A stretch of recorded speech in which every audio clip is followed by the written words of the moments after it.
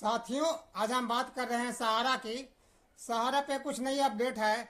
जैसे कि आपको पता है कि इन्होंने अमित शाह जी ने जो 5 करोड़ रुपए लिया था बांटने के लिए ये लोकसभा के चुनाव के दौरान, हालांकि ये चुनावी लॉलीपॉप ही था, लेकिन कितने शर्म की बात है कि 2 साल हो गए, उसमें भी अभी तक 5,000 करोड़ रुपए नहीं बटे हैं। अभी तक जो जानकारी मिली है कि 4,000 करोड़ रुपए के आसपास बढ़ चुके हैं, वो भी 10,000 से 50,000 से नीचे वाले के उनको ही बटे हैं। कितने लोग को बटे हैं पता नहीं। अब मात्र 1,000 करोड़ रुपए पड़े हुए हैं।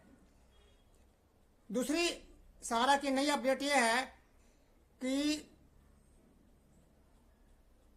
17 जनवरी 2025 को ये पोर्टल पे जो सहारा और सेबी का केस था, उसका मध्यस्थता के लिए इन्होंने आवेदन किया था और शायद इनका मध्यस्थता हो चुका है। लेकिन मध्यस्थता क्या हुआ, कैसे हुआ, ये तो पहले सुप्रीम कोर्ट के वेबसाइट पर ये लॉक है। वो सुप्रीम कोर्ट पहले उनको पढ़ेगा, स्टडी करेगा, उसमें कमी है क्या है, उसको पर दोबारा सुप्रीम कोर्ट का जब अंतिम मुहर लगे जाएगा तभी ये मान ले जाए कि मध्यस्थता सही है। अब मध्यस्थता मान लिया कि हो भी गया तो आगे क्या होगा। अभी तक 25,000 करोड़ रुपए में से 5,000 करोड़ रुपए तो उन्होंने ले चुके हैं। 20,000 करोड़ रुपए अभी भी सेबी के पास पड़ा हुआ है। अब सवाल है कि क्या अमित शाह जी ये 20,000 करोड़ रुपए फिर मांगेंगे।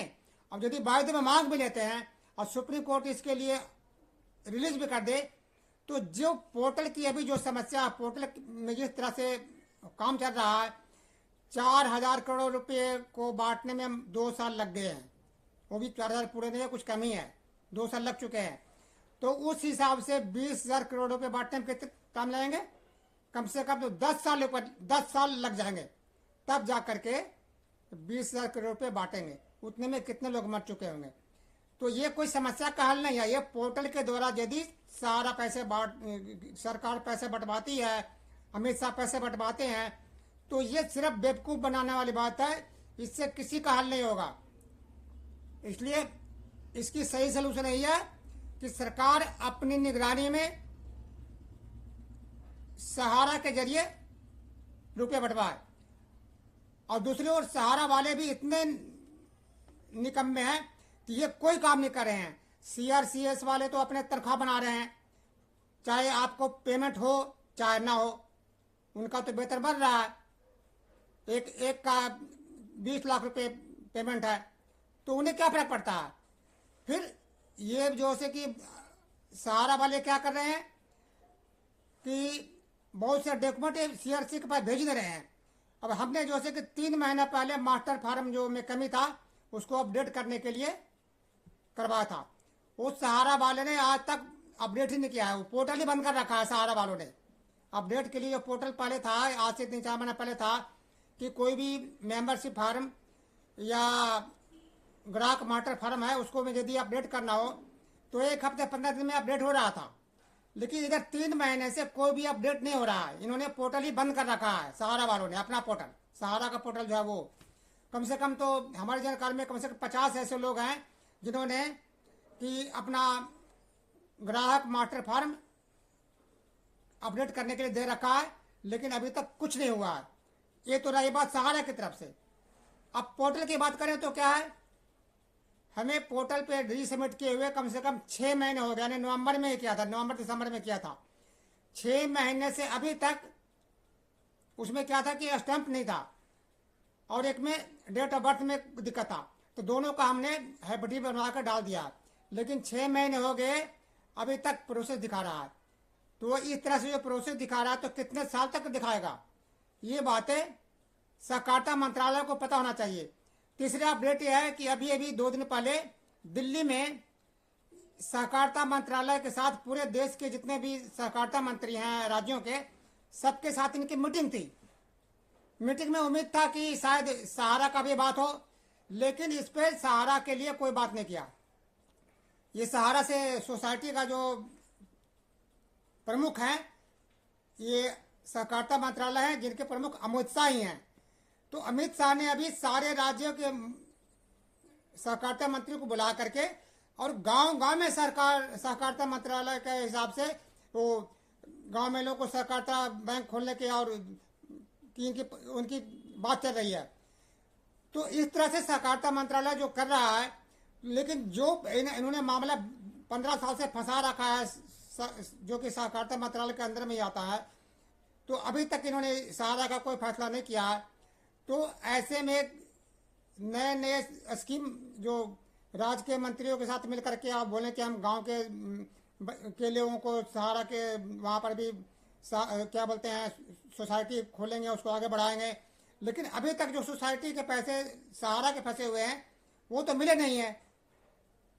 और ये सारा कुछ जिम्मेदारी किसकी है? सहकारिता मंत्रालय की। सहकारिता मंत्रालय यदि चाहेंगे तो 1 महीने के अंदर में सारा कुछ हो सकता है, लेकिन करें क्यों? पता नहीं ये क्या सोच रहे हैं कि इनको हर चुनाव में इनको मुद्दा बनाने के लिए छोड़ दें ताकि आगे मुद्दा बनता रहे। अब बिहार में चुनाव है, बिहार में भी इसके खिलाफ खूब रैली हो रही है। सभी जगह पर विपक्ष ने, कांग्रेस सुधा प्रसाद ने इसके लिए खिलाफ सहारा के पेमेंट के लिए सरकार के खिलाफ वोट डालने के आह्वान किया है। यदि सहारा के पैसे नहीं मिलता है तो भाजपा को वोट नहीं दिया जाएगा, ऐसा आह्वान किया है और आगे भी होंगे। तो इस तरह की जो बातें हैं कि सहारा के पेमेंट दिलाने का, ये सब सहकारिता मंत्रालय की और प्रधानमंत्री की कमी की वजह से हो रहा है। यदि ये लोग सही हों तो 1 साल के अंदर अंदर सारे पैसे बढ़ जाए। क्यों? कि सहारा की जितनी देनदारी है उससे कई गुना ज्यादा उसका प्रॉपर्टी है। इन प्रॉपर्टी को बेच करके सारा निवेशकों को पैसा बांटा जा सकता है, लेकिन ये सरकार ही कर सकती है और सरकार के लिए कोई भी बड़ी बात नहीं है यदि करना चाहे तो।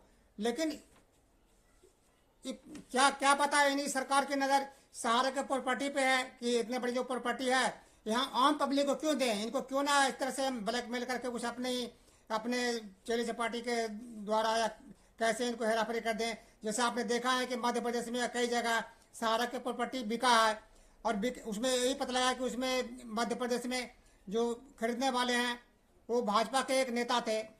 तो इस तरह की बातें क्यों हो रही है, ऐसी हरकतें क्यों हुई है?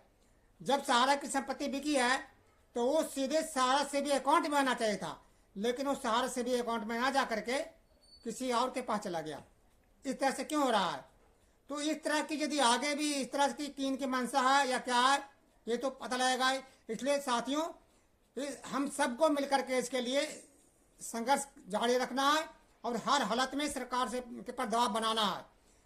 सरकार चाहे तो 1 साल के अंदर अंदर सारे पैसे बंटवा सकता है। इनके पास, सरकार के पास इतने प्रॉपर्टी है, या फिर सहारा को छूट दे। सहारा शुरू से एक आता आ रहा है कि पैसे हमें वापस दे दो, हम बांटते हैं।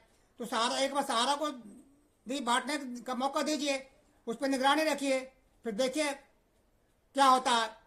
लेकिन करे कौन? सरकार करेगी तब तो। और सरकार तभी करती है जबकि इनके ऊपर लगता है कि इस आंदोलन से इनके वोट में, इनके चुनाव में कुछ फर्क पड़ेगा, तभी करती है। देखा नहीं था लोकसभा के चुनाव के टाइम में इन्होंने 5,000 करोड़ रुपये आनन फानन में सुप्रीम कोर्ट से मांगा था और सुप्रीम कोर्ट ने दे दिया था। तो यदि ये काम चाहते तो ये पहले भी कर सकते थे, लेकिन पहले नहीं किए क्या? इलेक्शन के टाइम में, ताकि पब्लिक को खुश हो जाए और उनकी वाहवाही हो। लेकिन 2 साल में क्या हुआ अब तक देख कि 4,000 करोड़ रुपये बटे हैं। तो ऐसी स्थिति में ये सारे की सारी कमी सरकार की है।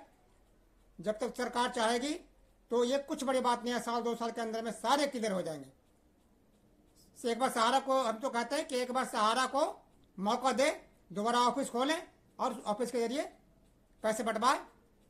हमें उम्मीद है कि 1-1.5 साल के अंदर में सारे के सारे क्लियर हो जाएंगे। दोस्तों, यदि आपको वीडियो ठीक लगता है तो आगे बढ़ाइए और इसको लाइक करिए। यदि पहली बार देख रहे हैं तो इसको सब्सक्राइब भी करिए। जय हिंद।